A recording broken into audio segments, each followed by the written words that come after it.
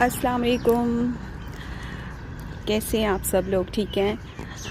ऐसा है कि इस वक्त सुबह का वक्त है, लेकिन धूप बहुत तेज़ अभी से निकल रही है और मुझे लगता है कि ईद तक काफ़ी गर्मी हो जाएगी, मगर ठंडी हवा चल रही है। तो ये बहुत मंज़र मुझे खूबसूरत लग रहा था, तो मैंने सोचा आप लोगों के साथ ये मंज़र शेयर करूं, क्योंकि a thing of beauty is Joy for ever. जो नेचर की खूबसूरती है वो सबको बहुत अच्छी लगती है, मुझे तो बहुत अच्छी लगती है।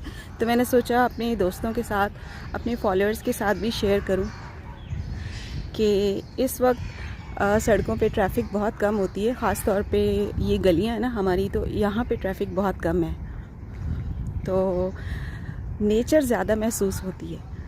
मैंने सोचा कि वॉक करते करते मैं ये मंज़र आप लोगों के लिए भी इसको सेव कर लूँ और इसको आप लोगों के साथ शेयर करूँ, ताकि जो खूबसूरती मैं महसूस कर रही हूँ वो आप लोग भी करें।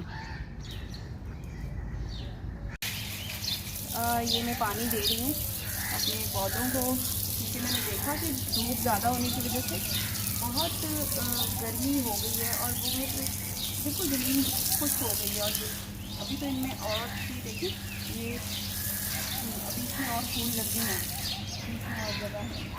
तो ये बाहर का मौसम है, फूल खिल रहे हैं, तो इंशाल्लाह इसको हम इसको अच्छी, अगर इसको पानी शानी टाइम पे देंगे तो ये कुछ दिन तक और हमें अपने फूल जो है वो दिखा सकेंगे।